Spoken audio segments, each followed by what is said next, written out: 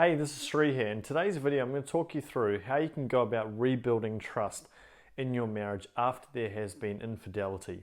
Now, if you're watching this video, the chances are that you're going to be in a lot of pain because, when marriages aren't going well and if there's been infidelity or maybe your husband has asked for divorce, that's the most crushing, most soul-destroying pain that you possibly can imagine. And I want to help you out. I want to help you to move forward and to progress, whether that's help you to rebuild your marriage or help you to be able to heal from the divorce process if you need to go through that.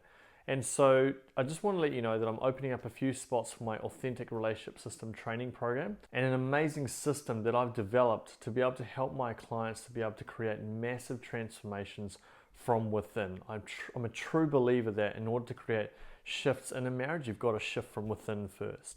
So all you need to do to see if you're a good fit for my program is just to click on the description section below, and in there will be a link which states book a call with me. Just click on that link, choose a time that works for you, just fill out a short application form, and then I will contact you at the scheduled time and we can just see if this is a good fit. If it is, fantastic. If it's not, that's totally okay, and I'll make sure I give you a couple of tips in order to be able to move forward as well. Make sure you hit the subscribe button below so that every week you gain access to my latest videos teaching you specifically about how to awaken your goddess within, how to improve your marriage, and how to really learn more about male psychology as well, so that you can really connect with your partner in a much deeper and positive way. Now, if we haven't met before, my name's Sri Rajasekar, and I help women from all over the world to be able to create extraordinary marriages with their husbands by really learning about male psychology and going deep into the male mind, as well as helping them to be able to create massive shifts at the mental and the emotional level so that they show up in the best way for their marriage. Now, if you've been on the receiving end of infidelity, it is the most intense pain that you possibly could have. You've spent all of these years in your marriage, maybe 5, 10, 15, 20 years, and you've given your heart and your soul to this person. And then in one fell swoop, that person has basically taken away all of that ability for you to be open and honest and really trust that person.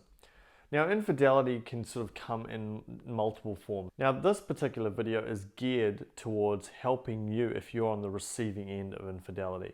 I'll shoot another video that's specifically for individuals who have been the instigators of that. But what we want to do in this video is talk specifically about how to rebuild that trust if you're on the receiving end of infidelity. Now, if you're on the receiving end of infidelity, then your husband or partner is basically going to be in one of three positions essentially. The first is that he feels complete guilt and shame and remorse for his actions. He's embarrassed about it, and he wishes that he never engaged in it and so on. So that's the first way, or the first position that he'll be in. The second one is that he feels justified in what he's done. There's been lots of pain and lots of toxicity within the marriage or the relationship, and so an opportunity came, he took it, and the marriage has been like this for a long time. It is what it is, and this is the reason why I did it. So that's the second one. The third one is a bit of a blend of both, is that he's done what he's done, he feels justified in what he's done, but at the same time he is a little bit embarrassed and is a little bit shameful for the fact that he's gone down that path. Now, because of those three different paths, we need to figure out, okay, what's the best way of approaching all of this? How can we approach it so that we maximize our chances of rebuilding that trust with that individual person?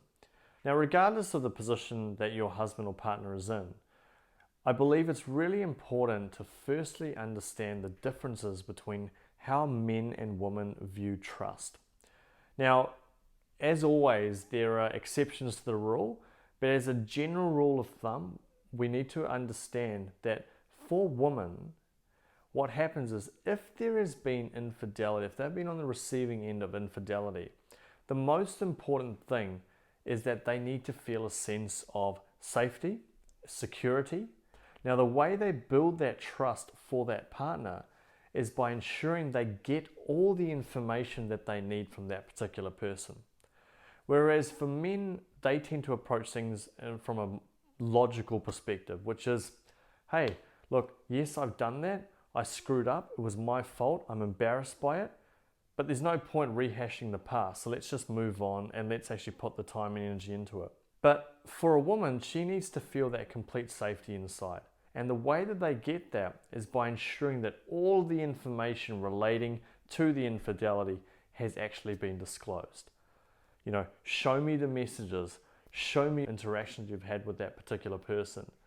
Make sure you have deleted them off your Facebook account.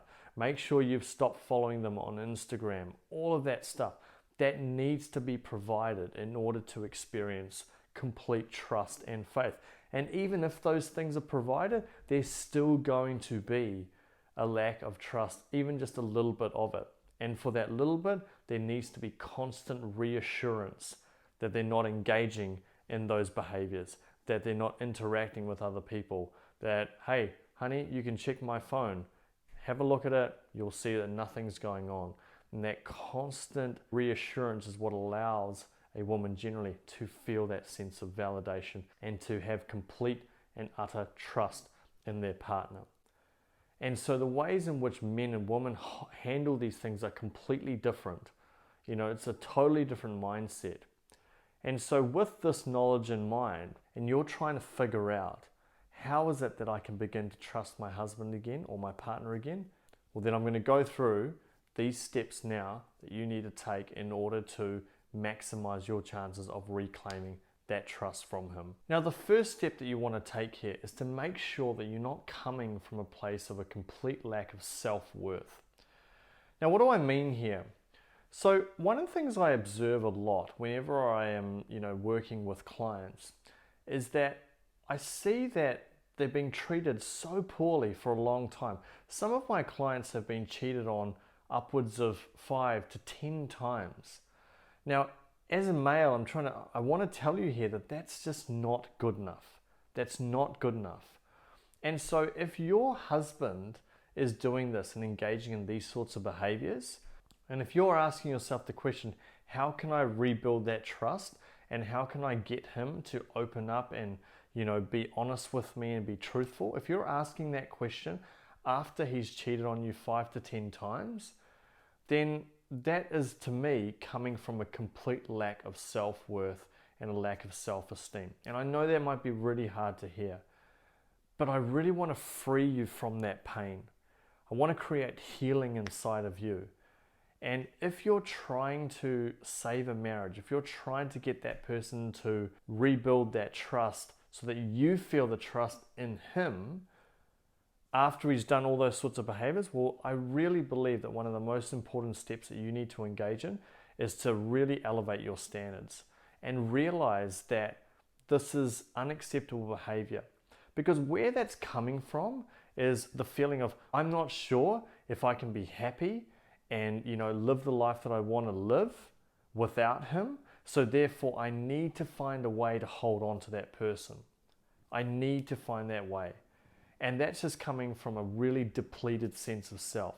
So one of the first steps that you need to take is to really make sure that you're elevating your own self, that you're bringing the best version of yourself to the table. And we start by recognizing that that sort of behavior is unacceptable and should not be tolerated in any particular way.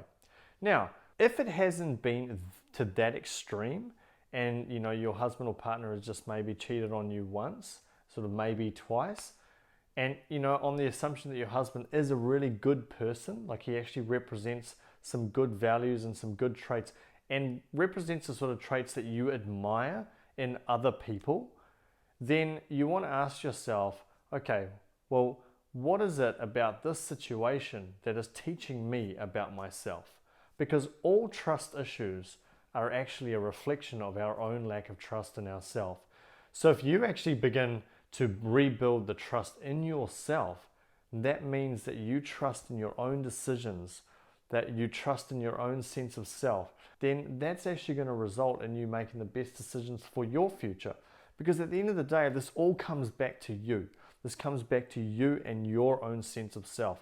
And if we don't elevate us, whenever I work with people in marriages, it's not about just the marriage and the practical steps that they need to take in order to improve their marriage.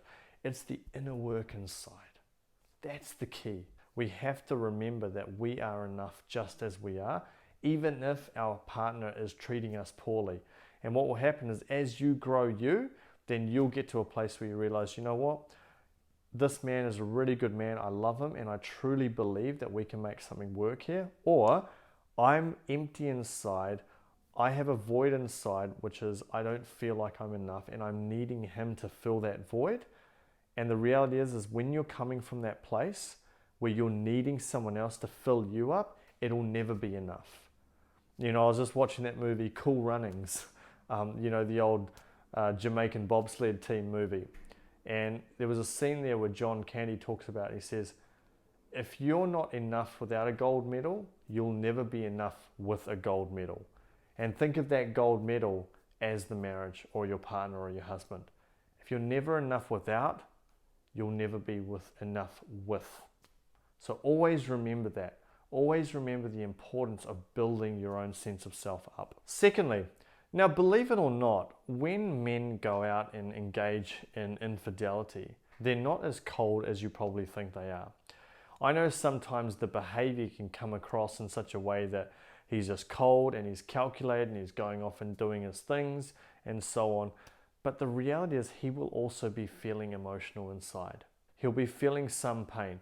Now we're just putting to the side any narcissists and sociopaths and those sorts of individuals. You know, we can talk about that in a separate video.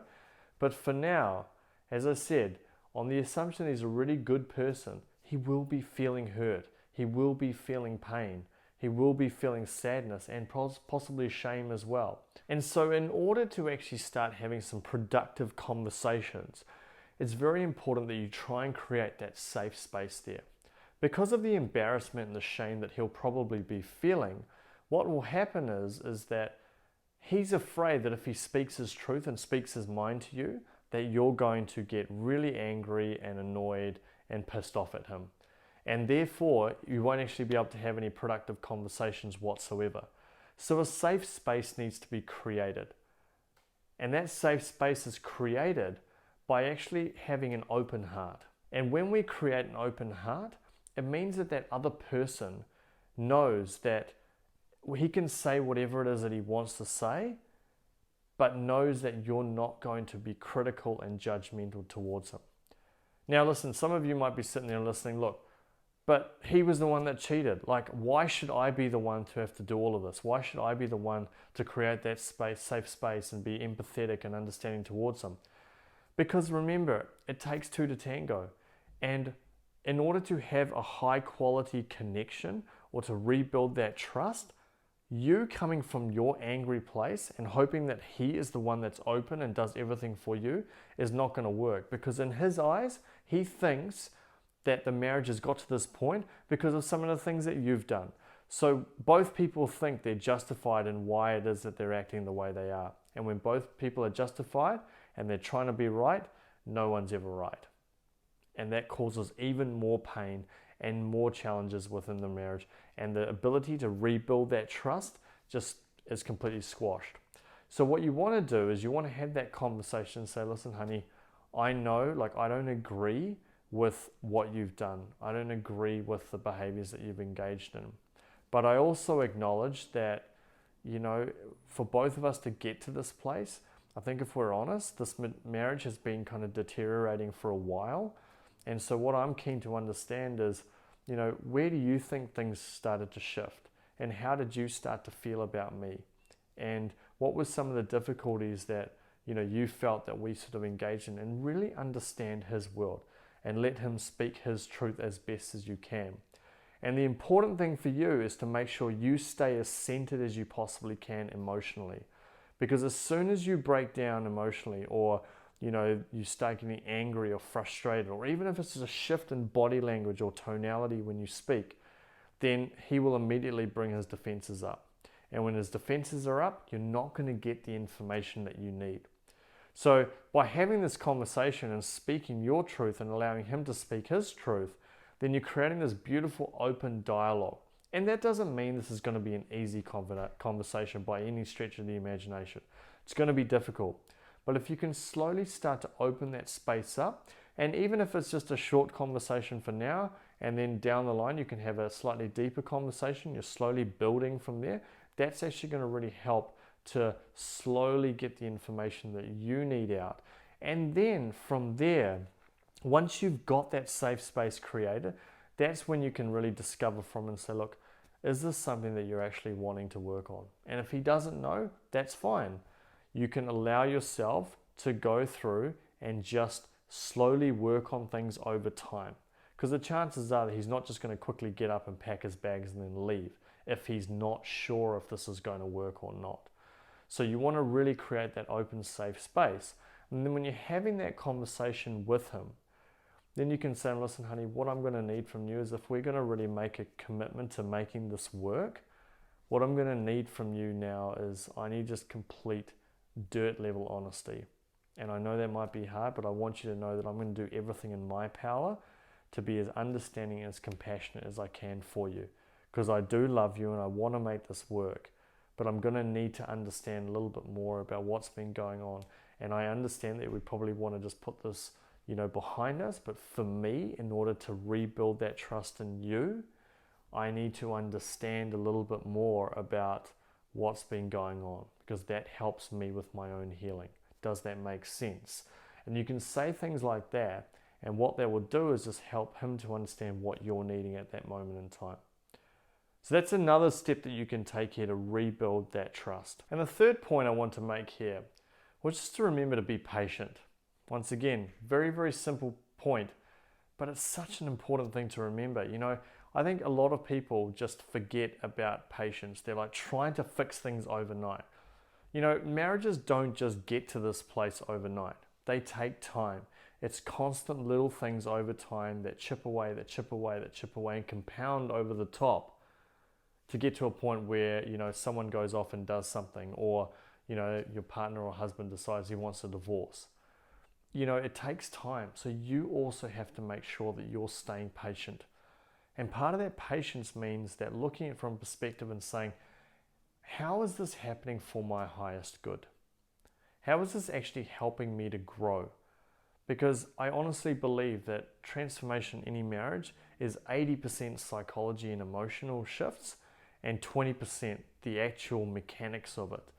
The steps and the strategies that you need to take in terms of communication and so on.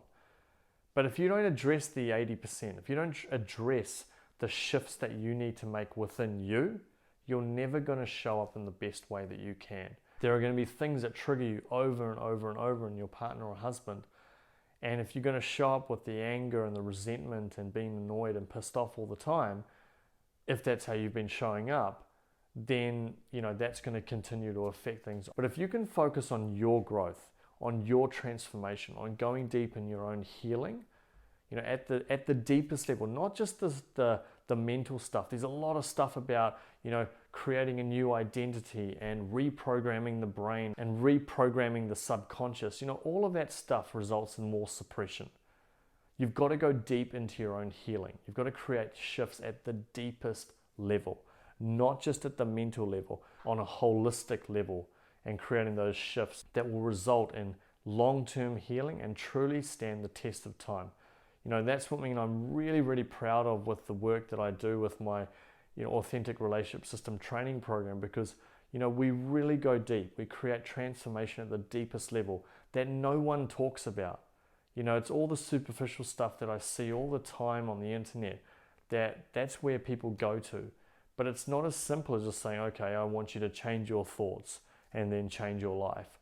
All of that stuff doesn't really create long-term shifts. We want to create healing at the deepest level. And so that's exactly why I've created my Authentic Relationship System program, because it's there to help you to create those shifts at the deepest level, to really help you to become the best version of yourself and really connect in with the deepest part of yourself, so that you can show up in your marriage in the most authentic and real way that you can. And what that does is it allows you to connect in with your own true, pure feminine essence. And when you bring your pure feminine essence into the marriage, your husband, who is the reflection of the masculine, he's going to be pulled to you in such a strong way. He's going to be drawn to you. And I think about, the experiences that I have with my wife. You know, she represents and oozes her femininity in such a beautiful way that I'm drawn to that. I'm called to that. So I want to spend time with her. I love spending time with her. It just brings me so much joy. And does that mean that we don't have tough conversations? Does that mean that there aren't some challenges from time to time? Absolutely not. But what we're doing here is we're building rock solid foundations so that no matter what comes your way, that you're going to be able to push through it and have the most remarkable marriage that you possibly can. And worst case scenario, and you know, you're in a marriage that's destructive and there's no way that that can actually be resolved, because you know what? Sometimes some marriages can't be resolved, and that's okay. But what we'll do is we'll be able to help you to heal past it, to recover, and then be able to draw in someone who's going to be amazing for you if that's the path that you choose to go down. So all you need to do to see if you're a good fit for the program is just in the description section below. Just click on the link where it says book a call with me, choose a time that works for you, fill out the short application form, and then I'll contact you at the scheduled time. You know, it's an amazing program. You'll absolutely love it. So, and I just can't wait to have the opportunity to be able to serve you. And look, if it's not the right fit, that's totally okay. As I said before, I'll make sure that I give you a couple of tips to be able to move forward and progress in your life. Thank you so much for watching this video. If you've liked it, make sure you hit the like button below. If you want to get more videos like this, make sure you hit the subscribe button. And if you want to learn how to spiritually save your marriage on the brink of divorce, click this video above. If you want to learn the 3 mindset mistakes that most people make when trying to save their marriage, click this video above. Thank you so much, and I'll talk to you in the next video.